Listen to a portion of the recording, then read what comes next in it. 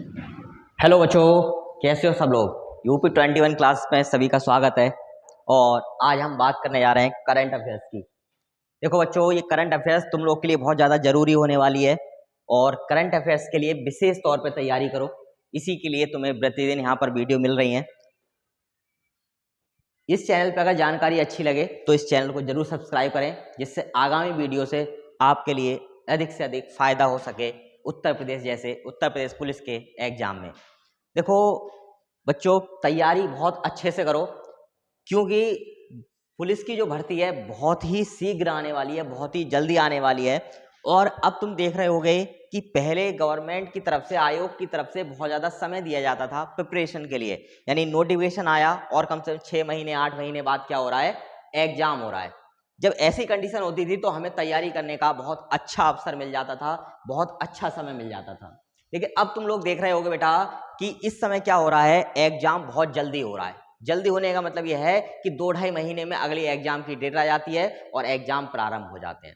तो कहीं ना कहीं अब तैयारी की रणनीति पहले से बनानी पड़ेगी और मैदान में, जंगे मैदान में पहले से कूदना पड़ेगा। ठीक है, इसलिए तैयारी को अच्छे से करने के लिए अपनी कमर कस लो और जुड़ जाओ इस चैनल के साथ, मेरे साथ, अरविंद सर के साथ में। पढ़ते हैं आज की करंट अफेयर्स के लिए। देखो, सबसे पहला प्रश्न है पहला बेटा कि किसे मिस इंडिया वर्ल्ड 2022 का ताज पहनाया गया है। प्रश्न दोबारा सुनो बेटा, किसे मिस इंडिया वर्ल्ड 2022 का ताज पहनाया गया है। तो ध्यान रखो बेटा, किसे पहनाया गया, सिनी शेट्टी के लिए। किसके लिए, सिनी शेट्टी के लिए मिस इंडिया वर्ल्ड 2022 का खिताब पहनाया गया। नाम दोबारा से सुन लो बेटा, सिनी शेट्टी के लिए। किसके लिए, सिनी शेट्टी के लिए। ठीक है, सिनी शेट्टी के बारे में बात करते हैं। देखो, ये कहाँ की रहने वाली है बेटा, ध्यान रखोगे, ये कर्नाटक की रहने वाली है। कहाँ की रहने वाली है, ये कर्नाटक की रहने वाली है। और इसकी बात करें, अब ये अगले जो अवार्ड में भाग लेंगी वो लेंगी मिस वर्ल्ड में। किसमें लेंगी, मिस वर्ल्ड अवार्ड में जो है ये भाग लेंगी। और ये कौन सा मिस वर्ल्ड अवार्ड होगा, ये होगा 71वां मिस वर्ल्ड अवार्ड। कौन सा, 71वां मिस वर्ल्ड अवार्ड। देखो, अगर बात करते हैं, प्रश्न ये भी पूछ सकता है कि इन्हें किसके द्वारा ताज पहनाया गया। काफी इंपॉर्टेंट बात है, तो ध्यान रखो बेटा, इन्हें 2020 की जो विजेता है मानसा, उनके द्वारा ताज पहनाया गया है। किसके द्वारा, मानसा के द्वारा इन्हें जो है ताज को पहनाया गया है। तो ध्यान रखना बेटा। इसके बाद बात करें, ये कौन सी प्रतियोगिता थी, यानी कि मिस इंडिया वर्ल्ड की कौन सी प्रतियोगिता थी। तो ध्यान रखोगे, ये 58वां संस्करण था। यानी मिस वर्ल्ड प्रतियोगिता का ये कौन सा संस्करण था, वो जो मिस इंडिया वर्ल्ड का जो था वो 2022 का जो संस्करण था वो 58वां था। यानी ये 58वीं प्रतियोगिता हुई थी। बढ़ते हैं अगले क्वेश्चन की ओर। अगला क्वेश्चन है, कहां के मुख्यमंत्री द्वारा नारी को नमन योजना शुरू की गई है। ठीक है बेटा, दोबारा सुनो, कहां के मुख्यमंत्री द्वारा नारी को नमन योजना शुरू की गई है। आंसर देखते हैं बेटा, ये थोड़ा सा मिस टाइपिंग हो गई है। हरियाणा की जगह ये है हिमाचल प्रदेश। कौन सा है, हिमाचल प्रदेश। ठीक है, कौन सा बेटा, हिमाचल प्रदेश जो है वो, उसमें ये योजना शुरू की गई है। कौन सी योजना बेटा, दोबारा नाम देख लो, नारी को नमन। ठीक है, कौन सी योजना है, नारी को नमन योजना प्रारंभ की गई है। फायदा क्या मिलेगा इसमें, इसमें ये सुविधा दी जाएगी सभी स्त्रियों के लिए, महिलाओं के लिए, कि जो रोडवेज बस हैं, सरकारी बसें हैं, उनमें किराया आधा कर दिया जाएगा। क्या करा जाएगा, किराया आधा किया जाएगा। ठीक है, तो ध्यान रखना, क्या सुविधा मिलेगी, किराया आधा कर दिया जाएगा। और साथ ही साथ इन सब के लिए रियासती टिकट जो है, रियायती टिकट जो है वो दिया जाएगा। रियायती टिकट मतलब जैसे हम लोग देखते हैं चीज बनती है एमएसटी, मंथली टिकट जो बनता है, ठीक है, मंथली सर्विस के लिए टिकट बनता है, उसे एमएसटी बोलते हैं। वो एमएसटी दी जाएगी और उससे ही जो है सब जगह घूम पाएंगे आधे किराए में। अगर बात करते हैं इसमें और क्या सुविधा दी जाएगी, न्यूनतम बस किराया जो था सभी के लिए एक सुविधा दी गई है कि न्यूनतम बस किराया जो 7 रुपए था वो घटा करके कितने रुपए कर दिया गया है, 5 रुपए। यानी न्यूनतम किराए की बात करें तो वो 7 से कितना कर दिया है, 5 रुपए। कम से कम किराया सब जगह क्या हो गया है, 5 रुपए कर दिया गया है। थोड़ी सी हरियाणा की, हिमाचल प्रदेश की बात करें तो यहाँ के मुख्यमंत्री जो है वो है जयराम ठाकुर। कौन है यहाँ के मुख्यमंत्री बेटा, जयराम ठाकुर। देखो, उत्तर प्रदेश के बारे में थोड़ी सी बात जानते हैं। तो उत्तर प्रदेश की राजधानी देखते हैं। उत्तर प्रदेश की राजधानी जो है बेटा वो है लखनऊ। क्या है? लखनऊ। कहाँ की राजधानी? उत्तर प्रदेश की। भाई पंजाब की अगर हम बात करें तो पंजाब की जो राजधानी है वो है चंडीगढ़। क्या है? चंडीगढ़ पंजाब की राजधानी है। बिहार की बात करें तो बिहार की भी जानते होगे तुम सब लोग बेटा, बिहार की राजधानी है पटना। कौन सी राजधानी बिहार की? पटना। आगे बढ़ते हैं अगले क्वेश्चन की ओर। अगला क्वेश्चन है, कहां पर भारतीय सेना द्वारा सुरक्षा मंथन 2022 का आयोजन किया गया? एक बार प्रश्न दोबारा देखते हैं बेटा। कहां पर भारतीय सेना द्वारा सुरक्षा मंथन 2022 का आयोजन किया गया? ऑप्शन है बेटा, पहला जोधपुर, दूसरा बाड़मेर, तीसरा जैसलमेर और चौथा यानी कि डी ऑप्शन है बीकानेर। ध्यान रखोगे बेटा, ये जो आयोजन किया गया है ये जोधपुर में किया गया है। कहां पर किया गया है? ये आयोजन जोधपुर में किया गया है। कहां पर? जोधपुर में आयोजन किया गया है। ठीक है, अगर बात करें ये किसके द्वारा किया गया, इसका आयोजन किसके द्वारा किया गया, तो ध्यान रखोगे इसका जो आयोजन है वो भारतीय सेना के डेजर्ट कोर यानी रेगिस्तानी वाले भाग में जो रह रही सेना उसके द्वारा क्या किया गया है? आयोजन किया गया है। इसमें 3 प्रमुख अध्यक्ष लोग शामिल रहे, जैसे एक श्री पंकज कुमार, BS पठानिया और राकेश कपूर। ये 3 क्या रहे? इसके अध्यक्ष रहे। अगर बात करें कि ये आयोजन क्यों किया गया, तो वर्तमान में सुरक्षा खतरों को ध्यान में रखते हुए आयोजन क्या किया गया है? शुरू किया है। यानी वर्तमान में जो समस्याएं हो रही हैं उनसे बचाव के लिए, उनसे सुरक्षा के लिए जो है इन आयोजनों को क्या किया गया? शुरू किया गया है। ठीक है बेटा, बढ़ते हैं अगले क्वेश्चन की ओर। देखो अगला क्वेश्चन है, सरकार ने कब अमृत काल को कर्तव्य काल का नाम दिया है? प्रश्न दोबारा सुनो बेटा, सरकार ने कब अमृत काल को कर्तव्य काल का नाम दिया है? देखो ऑप्शन है 4 जुलाई, 5 जुलाई, 3 जुलाई, 1 जुलाई। तो ध्यान रखो बेटा, कब किया गया है? ये 4 जुलाई के लिए किया गया। कब किया गया है? कर्तव्य काल कब नाम दिया गया? अमृत काल से क्या नाम दे दिया इसको?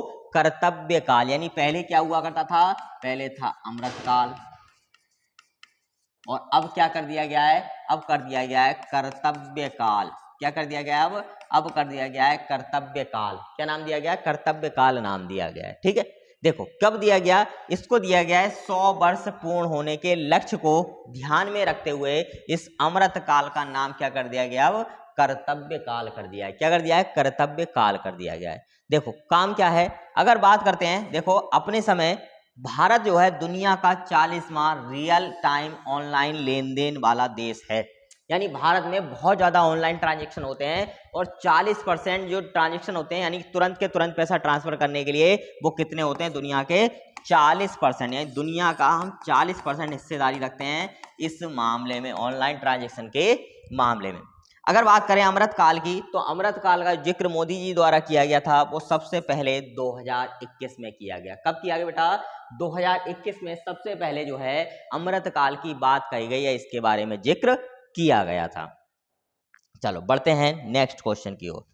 अगला क्वेश्चन है, हाल ही में किस देश की एयरफोर्स ने फिलिस्तीन, किसके ऊपर? फिलिस्तीन के जेनिन शहर पर एयर स्ट्राइक की है। एयर स्ट्राइक से ध्यान आया होगा बेटा, हमने भी एक बार एयर स्ट्राइक करी थी, यानी कि भारत ने भी एयर स्ट्राइक करी थी। कहां पर?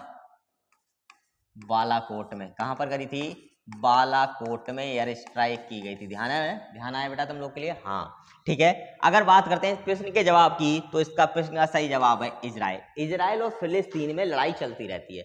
ठीक है, कहीं ना कहीं उठा पटक जो है दोनों देशों के मध्य चलती रहती है और इसी को लेकर क्या की गई है? अभी हाल फिलहाल में एयर स्ट्राइक की गई है।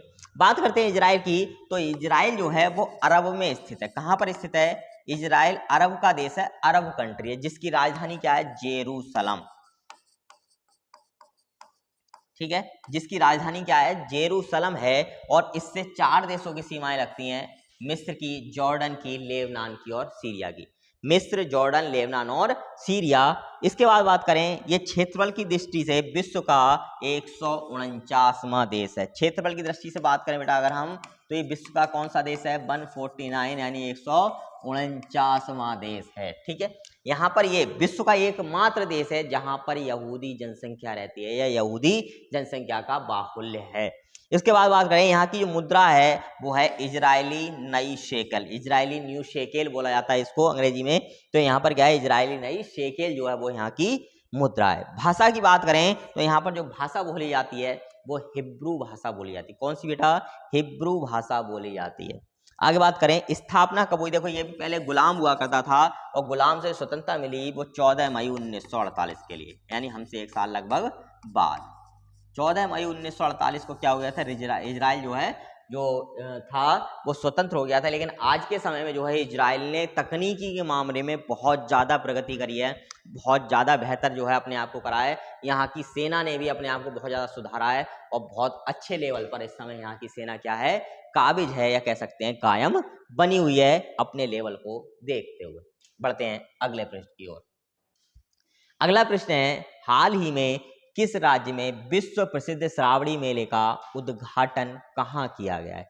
हाल ही में किस राज्य में विश्व प्रसिद्ध श्रावणी मेले का उद्घाटन किया गया या कहाँ किया गया है, किस राज्य में किया गया है? तो ध्यान रखो बेटा, जो राज्य है झारखंड, यानी कि श्रावणी मेले की अगर हम बात करें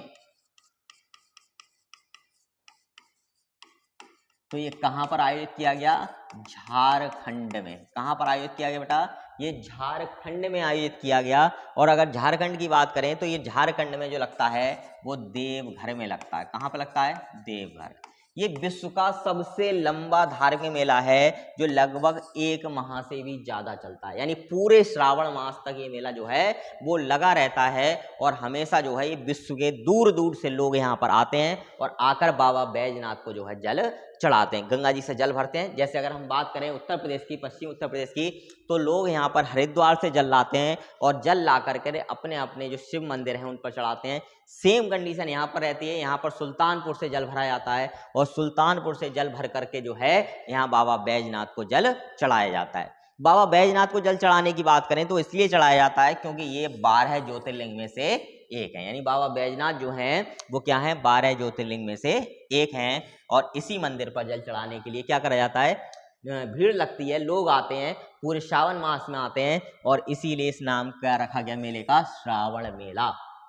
क्या नाम रखा गया इस मेले का, श्रावण मेला नाम रखा गया है। ठीक है, बढ़ते हैं अगले क्वेश्चन की ओर। अगला क्वेश्चन है, हाल ही में यूएई भारत शिखर सम्मेलन कहाँ आयोजित किया गया? यानी बात कर रहे हैं हम लोग यूएई भारत शिखर सम्मेलन की।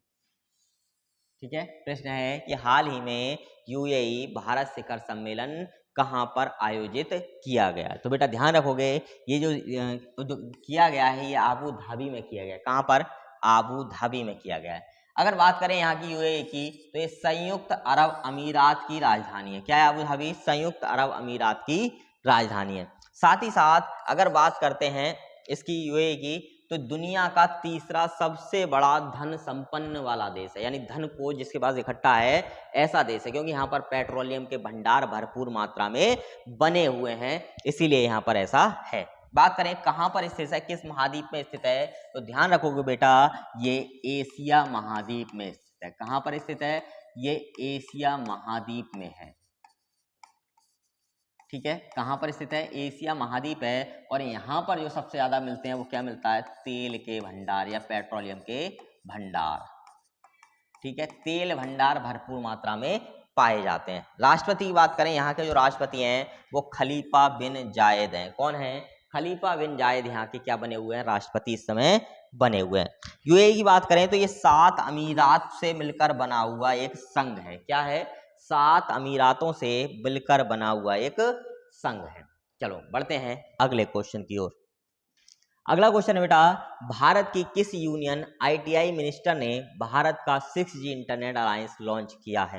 यानी पूछना चाह रहा है कि किस मंत्रालय के द्वारा 6G अलायंस जो है वो लागू किया गया है, लॉन्च किया गया है। तो बात करेंगे ये जो लॉन्च किया गया है भारतीय केंद्रीय सूचना प्रौद्योगिकी के द्वारा या भारतीय केंद्रीय सूचना प्रौद्योगिकी मंत्रालय के द्वारा इसको क्या किया गया है, लॉन्च किया गया है। ठीक है, इस समय अगर बात करें इसके मंत्री यानी भारतीय केंद्रीय सूचना प्रौद्योगिकी, भारतीय केंद्रीय सूचना प्रौद्योगिकी के मंत्री की अगर हम बात करें तो ध्यान रखना बेटा, इस समय जो इसके मंत्री हैं वो हैं अश्विनी वैष्णव।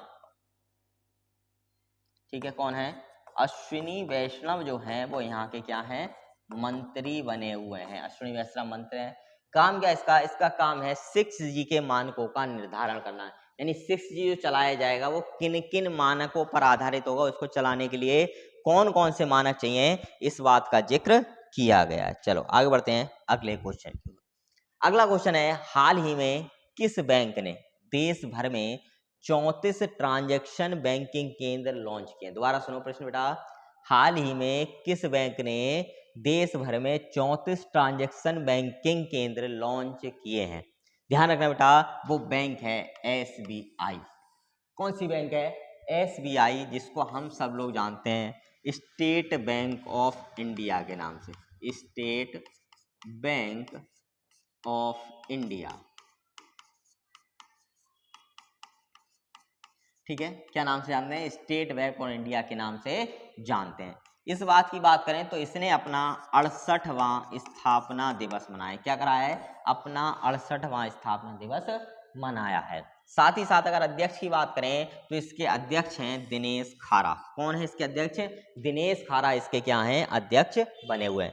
स्टेट बैंक की मुख्यालय की बात करें तो मुख्यालय बना हुआ है मुंबई में। कहां पर बना हुआ बेटा? मुंबई, यानी महाराष्ट्र मुंबई में बना हुआ है। बात करते हैं इसकी स्थापना की या इससे पहले की, तो ये ध्यान रखना, ये भारत का सबसे पुराना बैंक है। कौन सा बैंक है बेटा? ये भारत का सबसे पुराना बैंक बना हुआ है। स्थापना की बात करें, सबसे पहले इसकी जो वास्तव में स्थापना हुई थी वो 1806 में हुई थी और नाम रखा गया था बैंक ऑफ कोलकाता। क्या नाम रखा गया था बेटा? ध्यान रखोगे, बैंक ऑफ कोलकाता नाम से इसको जाना जाता था। और स्थापना किसने करी थी? ईस्ट इंडिया कंपनी में।